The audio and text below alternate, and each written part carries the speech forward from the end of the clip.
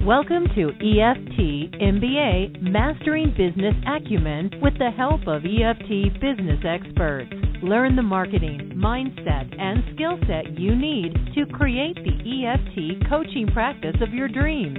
Visit www.eftmba.com for more information. And now, here's the EFT training team that embodies the art and science of EFT. Alina Frank and Dr. Craig Weiner. Hi, everyone. Welcome to our show. I am Alina Frank, and I'm joined by Dr. Craig Weiner, my husband, my partner, and also the person that's really going to take the lead on this, because sometimes it's even hard for me to actually say the word without tripping on all this interpersonal neurobiology and what the heck this has to do with your practice. So he's the science half of this team, and he's going to be taking it over. So, Craig, it's all yours. Thanks, Alina. Don't go anywhere because I'm going to need you. So, first off, interpersonal neurobiology. Perfect. You said it very accurately. And so what I want to do before we go into depth into the show is really hold a larger vision and picture. You know, I think one of the titles that we used was how to use interpersonal neurobiology to transform your practice. And when I talk about that, I really want to look at it in two big pictures. Most importantly is how are we more effective, ever more effective, improving in our effectiveness with getting great results. And what do I mean by that? Is being a space and being of service to create the greatest possible healing for the people we work with. Mm-hmm. Pure and simple, that's what we do. That's why we do this. That's why we learn more about the art and science of EFT so that we can have more healing happen in the world. So number one, that is way above everything else. Number two that I would put at is we need to be able, because we have a practice, because we have a business, we need to be able to continue in that, so we need to be able to sustain our business. So we also have to look at it as a business owner, because that's what it is if we're making our income at it, is not only to be effective in creating great healing, but to be able to be effective in the relationship with our clients and with potential clients that create sufficient clients and create referrals and create people that want our services so that we can stay in business that continues the cycle of being able to offer our tapping services that creates healing, and it's just a cycle and a weaving that goes hand in hand. Mm-hmm. I but get I that. want to be really... Do you get that? Yeah, I do. Yeah, good. Okay. And there could be more, but those are the two I'm going to focus on. Okay. So when I talk about interpersonal neurobiology, you know, the first person I have to tip my hat to is a guy named Dan Siegel. And Dan is really the pioneer in this field. And, you know, his books, Mindsight, The Pocket Guide to Interpersonal Neurobiology. He's a psychiatrist. He's been working with attachment categories and how we learn and how we grow and how we relate. So what is this interpersonal neurobiology and how does it really come to play in our work? If I were to define it, it's an interdisciplinary field that seeks out similar patterns that arise from all different approaches to how we obtain knowledge and how we share and how we know knowledge and how we share it with others.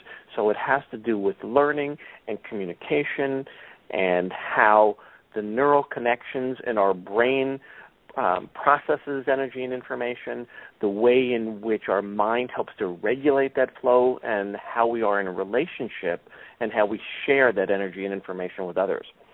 So it brings in fields like social neuroscience, linguistics, psychology, sociology, biology, anthropology, and a lot more. And why I see this as so exciting and invigorating is it's all the different ways that we bring knowledge to how we are in a relationship with our clients so we can be more effective. Mm-hmm. Okay? So that's more than just tapping on meridian endpoints. For sure. It's more than just coming up with the best tapping statements. It's more than coming up with the best reminder phrases. It's more that, what we're doing, the healing relationship that we have is so much more than that. And the more that we're able to pay attention and gain knowledge on that, the more effective that we can be in creating healing relationships, right?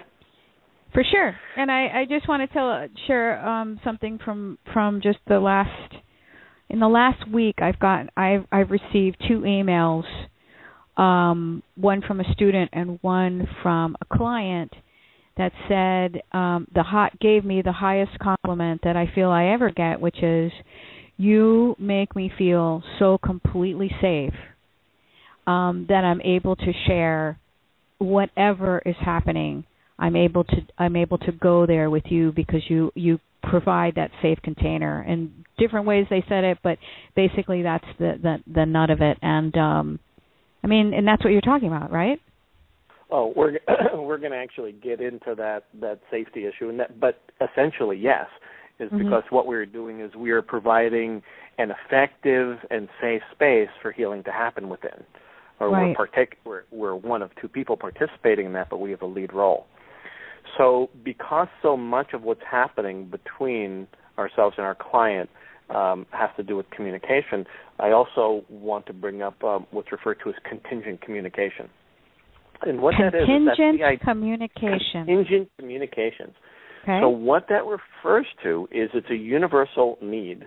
In every culture it's been found, and it's hardwired into our brain and nervous systems. It's how we're hardwired to connect and communicate with people, and there are really 3 essential elements. One is when communication is happening and it's contingent and it's working, number 1, we perceive information. And that information we receive or perceive via hearing, the words that people are using. We're watching, facial clues, body language, all those different elements. We're observing their physiology of their bodies. We're receiving and perceiving information about what's happening for that person. That's number 1. Number 2, we make sense of the meaning of that information. What does it mean if all of a sudden a client is getting activated when they're telling a certain story and we're watching their physiology change? Are we sensing the meaning and connection for what they're going through now to something that they shared with us another time? That's 2. And number 3, to complete the communication, is that we're responding back in both a timely and effective manner. So to complete that cycle of communication, it can't just be us only receiving, perceiving, and making sense of the meaning of the information. We have to be responding back. So if you look at that cycle of 3 right there, the question that I'd like to then pose to you, to each of the listeners, is with regard to your practice, how do you do that? And start to notice more, how am I gaining that information? How am I making sense of it, and how am I responding back?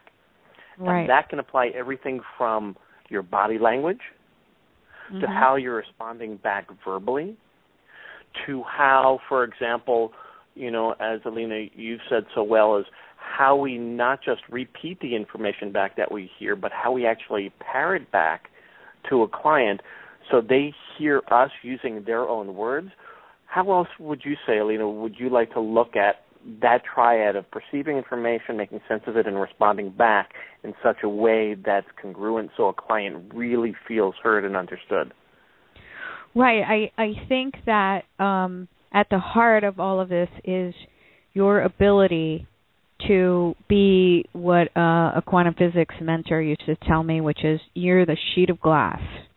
So you have to be clear enough and present enough to interpret somewhat what they're saying and be reading all of those things and completely reflecting back to them their state of mind, what they're experiencing, and there's no other way to do it except for you to really be having done your own work. But I know that you're going to get into that later.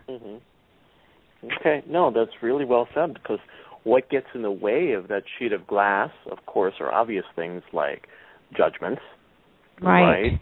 Moral differences. Right. Somebody is dealing with issues that have to do with race, ethnicity, sexuality, gender issues, all kinds of things. Right, that we may have some differences of opinion with or differences of judgment, and we need to be that sheet of glass that we are just that neutral place that they can share whatever they've been through and talk about and give their, what they're going through in the moment, and they don't feel anything from us as far as any sense of judgment that sets them into a place where they can't feel safe to share. Right. Yeah, and I know that I think a good example of having this happen and it affecting your bottom line, there are many ways, but the one that really starts it off poorly is that first initial communication with a potential client via email or a consult where that connection isn't there immediately, and you only have 15 minutes to communicate that. And if it doesn't happen, they're not going to hire you. It's really true. I was going to go over four points, and that really is the first one, because we almost, I don't like the word assumption, but you almost have to really look at the likelihood that if somebody is contacting you, they are a complex of, they're suffering in some way. They are searching for some sort of resolution or healing, which pretty much implies, and you can pretty much know that there are going to be a number of negative experiences and or traumas pretty likely behind them. So they're coming into the relationship with that already existing, right? So from the first interaction that they have with you, from observing what you're writing to your website, to your consult form, to your first consultation, et cetera, all of those things, how sensitive are you as a practitioner to ensuring a sense of safety, confidentiality, safe spaceness from that very first interaction, because they are, their amygdalas are very much on alert, watching for, is this a safe place for me to enter into, because I know that I'm going to be sharing sensitive information. And I'm very much watching that from the very get-go. Right. But, how well are we bringing that sensitivity? We're in our daily lives all day, and all of a sudden, that first interaction, we then have to stop, pause, collect, whatever it is that you need to do to know that you're providing that terroir of safety is so critical. So I just invite each of you to look through that viewpoint at your website, at your intake forms, at your informed consent, all those things. This is before you've even begun the tapping, to make sure that same sensitivity and attention to safety and vulnerability is there in everything written as well as verbal. Yeah, no kidding. I mean, I came across a website not too long ago where the word victim was used quite a bit on that sales copy. And I thought, holy cow, if I were to be someone that were highly traumatized and I kept seeing that would be a very triggering statement for me.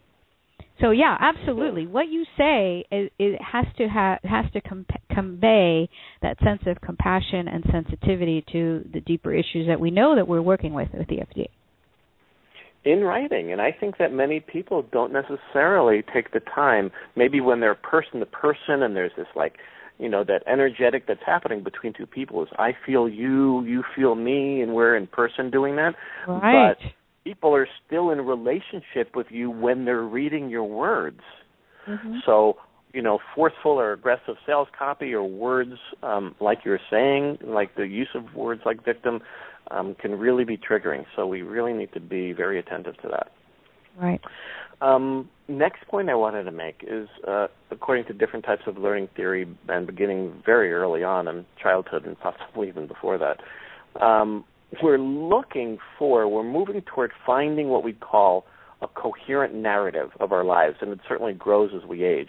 In other words, we're trying to find a story or a way in which we make sense of our lives, trying to find how the purpose and meaning and the events that have happened to us, how they all make sense. So here's a question: if everybody is looking for, a good question is, why did that have to happen to me? That we'll often hear. Negative past experience that somebody's been through, and it doesn't make sense given who I am. I'm supposed to be this magnificent being, or I'm supposed to be blessed by God. I'm supposed to be this, this gift, and yet these terrible things have happened to me. It doesn't make sense. Why does it keep happening? So my question to you as an EFT coach is, as people come to us trying to find resolution for that, and they look at us as a potential example of having that. I mean, we just have to admit that. Is there, in a sense, looking up to us? So my question is then, how do you relate? How do you create a template? How do you put out there or communicate your story in such a way that, in a sense, they can borrow it? Until they can find and make sense of their own. So I always look to the idea of when, for example, in other cultures, people have a shamanic experience or they work with a shaman, is part of what happens in that is that the shaman is able to hold the possibility of healing in a way that we haven't. And it's almost like we borrow that hopefulness, that possibility, so that suddenly we can see the possibility of meeting and healing, and we can, in a sense, then step into it. So my question is to explore is, I don't have a right or wrong answer here, but how much do you share, or how do you portray the possibility of healing, or what you reveal about your own personal story or experience for a client that can be useful? I think that the most appropriate place for that kind of stuff is your website. Are the blog posts, is the page where you talk about your healing journey. I think it takes away from being present with your client to go into story about yourself. And in fact, in the coaching world, what you do is you ask permission before even sharing anything like that of a personal nature. So it becomes completely about them and their experience and what they're feeling and dealing with their issues. Even if you think that there's something that's relevant from your past experience, I think it's even better to even send them post-session a link to an article about how you dealt with X, Y, or Z, or another client went through that experience and their resolution and whatever, versus doing it in person. I just think that is better left to those few places like your blog post where you're explaining these sorts of things. Where I sent out an article today on my newsletter about something that you and I had happen, and so it was revealing enough in that it was a poignant story for people that are dealing with relationship issues. But I don't think that I would say that necessarily. So I think it's better left to articles, to that page on your website where it clearly shows your healing journey. I think that's one of the most powerful things that you can have on a website is your healing journey. What about public speaking? Yeah. That's appropriate? I do think it's appropriate. Absolutely. I think it's appropriate then. So if you're out there giving a talk or a lecture, et cetera, that's an appropriate place for you to reveal your own personal story. But I agree that during a session is not, so that they feel 100% of the focus is on them and not on you. Right. Good. Okay, I agree. Next, when clients are working in a session, part of what EFT is in the counter conditioning, the first part is bringing up vivid feelings, vivid memories, which then puts them in a highly sensitized state.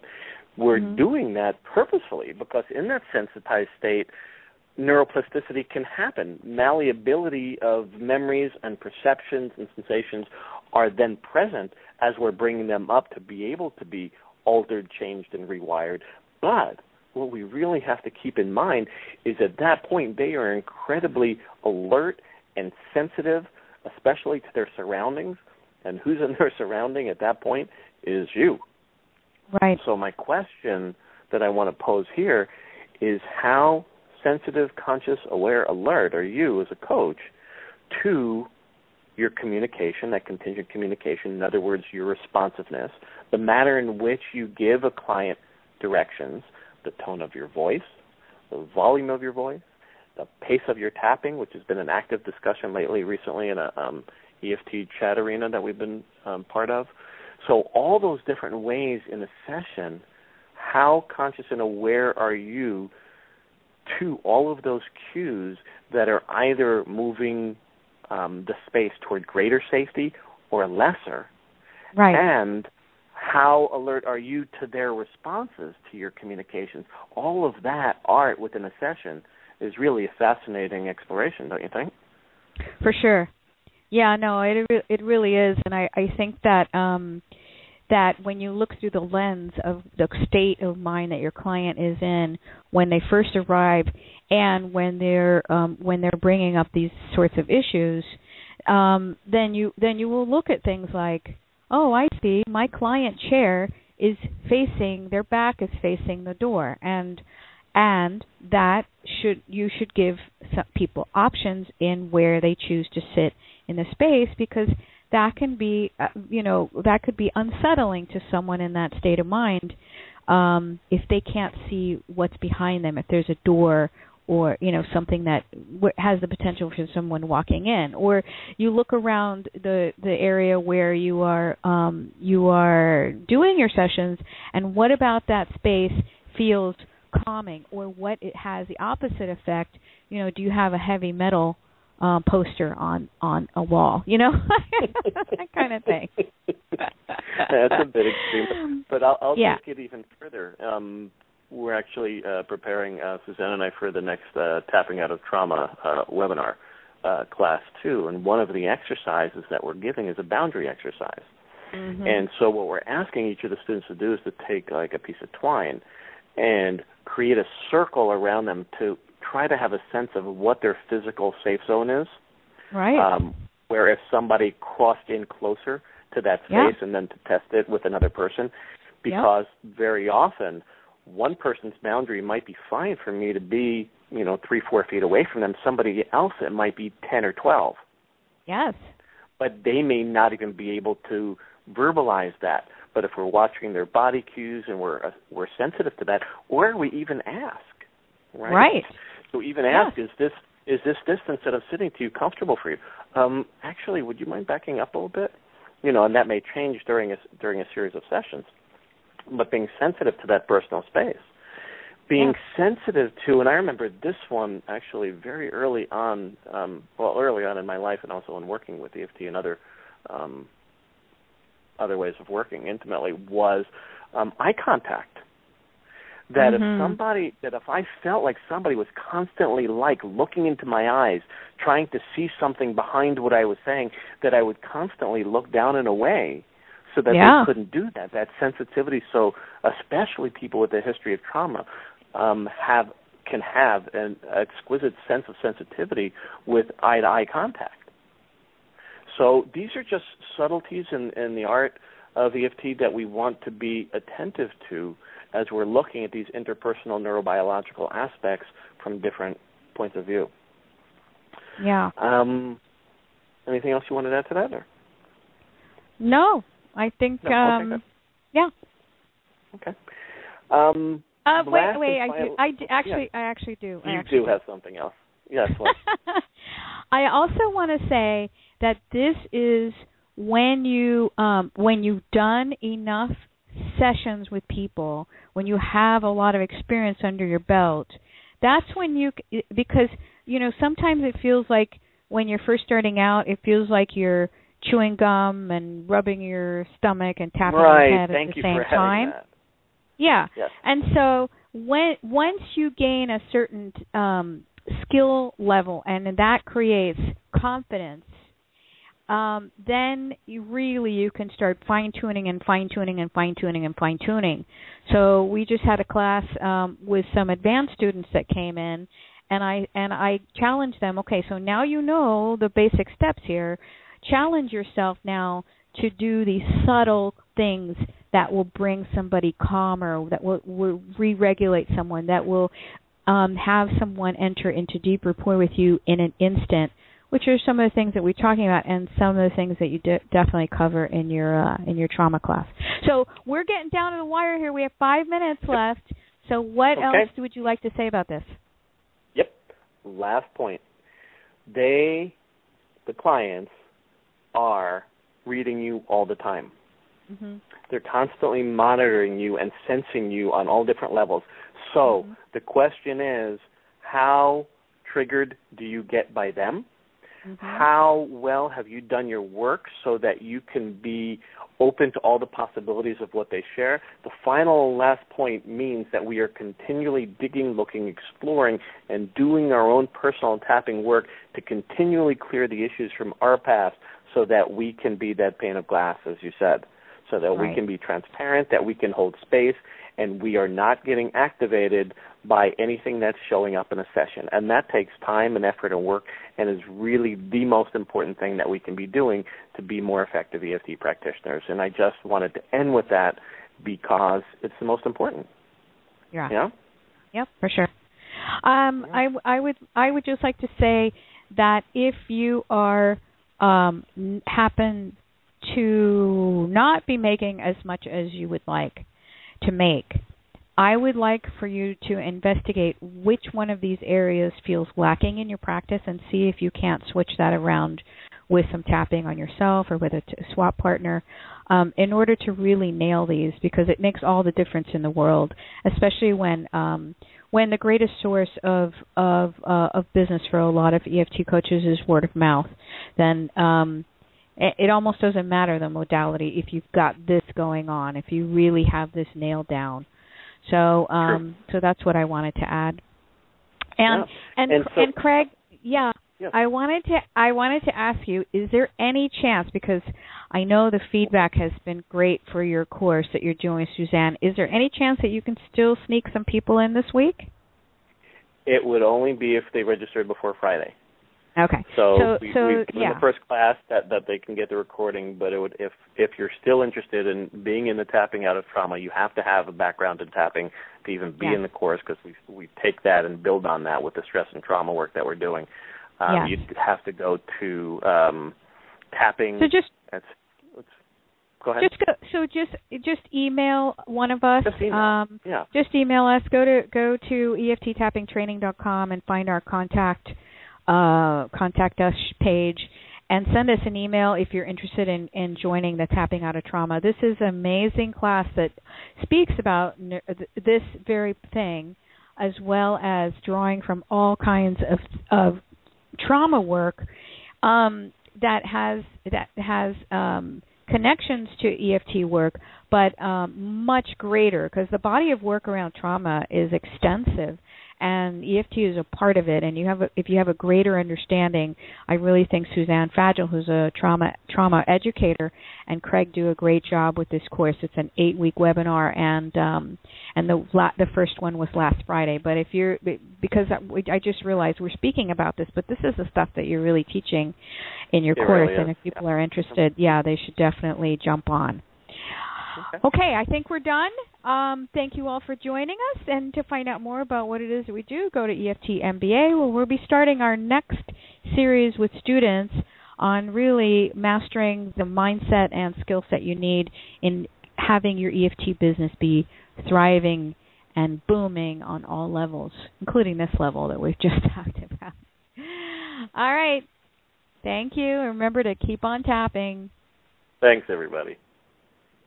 You have been listening to EFT MBA with Elena Frank and Dr. Craig Weiner. To get your free report on the 5 secrets to create a rockin' EFT practice and to learn more about the EFT MBA program, visit www.eftmba.com.